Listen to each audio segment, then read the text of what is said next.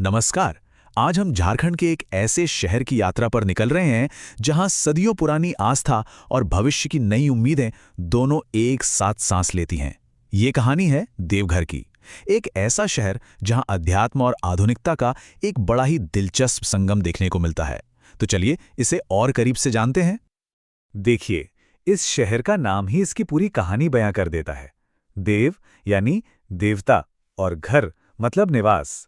तो देवघर का मतलब हुआ देवताओं का घर। ये नाम सुनते ही एक अलग सी पवित्र ऊर्जा महसूस होती है ना? और बस यही ऊर्जा इस शहर की पहचान की नींव है। तो सवाल ये उठता है कि क्या देवघर की पहचान सिर्फ एक तीर्थस्थान तक ही सीमित है या फिर इसकी कहानी में और भी कई दिलचस्प पहलू जुड़े हुए हैं। आज हम इन्हीं सब पहलुओं को एक एक करके समझने की कोशिश करेंगे। तो चलिए सबसे पहले कुछ बुनियादी आंकड़ों से शुरुआत करते हैं। ये नंबर्स हमें देवघर की एक ओवरऑल पिक्चर देंगे, जिससे आगे की कहानी समझना आसान हो जाएगा। तो ये आंकड़े देवघर जिले का एक क्विक स्नैपशॉट देते हैं। 1983 में बना ये जिला करीब करीब 15 लाख लोगों का घर है और यहाँ का लिंगानुपात 925 है।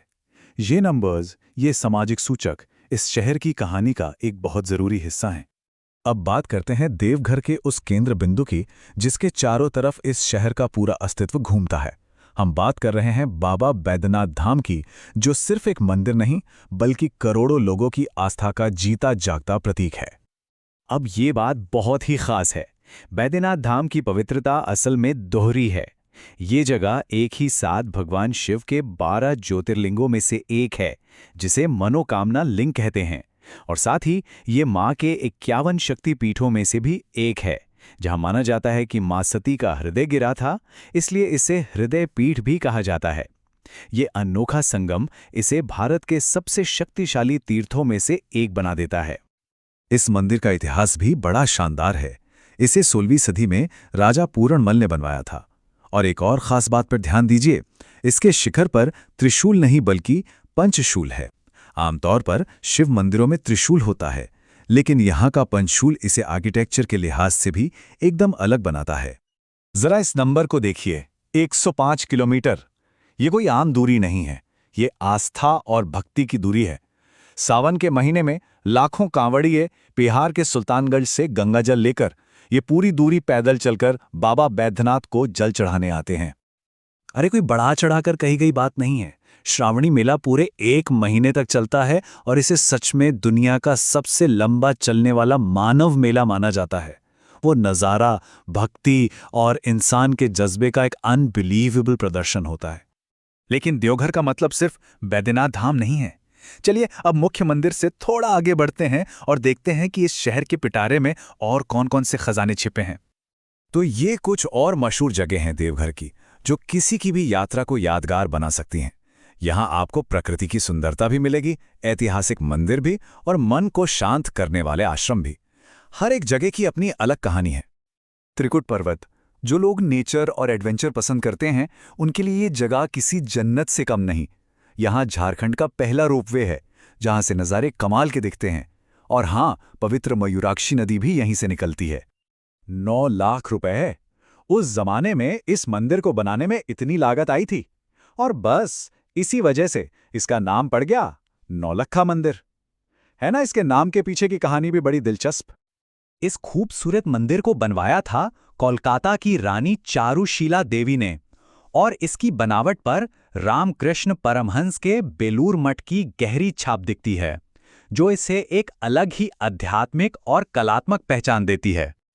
अच्छा, देवघर अपनी पुरानी जड़ों से तो मजबूती से जुड़ा हुआ है, पर साथ ही ये शहर बहुत तेजी से एक मॉडर्न हब के तौर पर भी उभर रहा है। तो चलिए अब इसके इस नए चेहरे पर भी एक नज़र डालते हैं। ये टाइमलाइन देवघर के विकास के सफर को दिखाती है। 1929 में हिंदी विद्यापीठ की स्थापना से लेकर हाल ही में खोले एम्स और एयरपोर्ट तक ये शहर हमेशा से आगे बढ़ता रहा है। और आने वाले प्लास्टिक पार्क जैसे प्रोजेक्ट्स तो इस रफ्तार को और भी तेज करने वाले हैं। ये चार्ट बहुत अच्छे से दिखाता है कि कैसे ये 3 पिलर्स, हेल्थ केयर, कनेक्टिविटी और टेक्नोलॉजी, मिलकर पूरे इलाके की तरक्की को रफ्तार दे रहे हैं। एम्स, एयरपोर्ट और सॉफ्टवेयर पार्क ये सिर्फ इमारतें नहीं, बल्कि इस क्षेत्र के भविष्य की नींव हैं।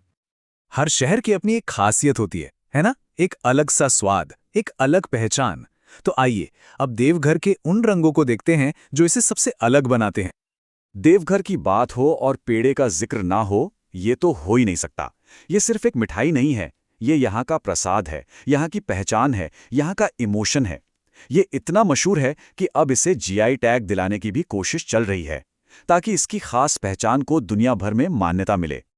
इस इलाके को हरा भरा रखती हैं मयूराक्षी और अजय जैसी नदियां, और इन्हीं प्राकृतिक खजानों के बीच यहाँ का औद्योगिक महत्व भी कम नहीं है। डाबर जैसी बड़ी कंपनी की आयुर्वेदिक दवाओं की फैक्ट्री का यहाँ होना इसका एक बहुत बड़ा सबूत है। देवघर की मिट्टी ने बड़ी बड़ी हस्तियों को भी अपनी ओर खींचा है। महान समाज सुधारक ईश्वरचंद्र विद्यासागर ने अपने जीवन के आखिरी साल यहीं गुजारे, और क्रांतिकारी लेखक सखाराम गणेश देओस्कर का भी इस शहर से गहरा नाता रहा है। तो कुल मिलाकर कहानी ये है कि देवघर में एक साथ दो दुनिया बसती हैं। एक दुनिया है इसकी सदियों पुरानी आस्था और आध्यात्मिकता की, और दूसरी दुनिया है इसके मॉडर्न डेवलपमेंट और सपनों की। ये एक ऐसा शहर है जो अपनी जड़ों को सम्मान देते हुए आसमान की तरफ देख रहा है। और यही सवाल सबसे दिलचस्प है। एक ऐसा शहर जो आस्था का इतना बड़ा केंद्र है, वही अब हेल्थ और टेक्नोलॉजी का भी हब बन रहा है। तो इसका भविष्य कैसा होगा? आने वाले वक्त में देवघर अपनी कौन सी नई कहानी लिखेगा, ये देखना वाकई बहुत रोमांचक होगा।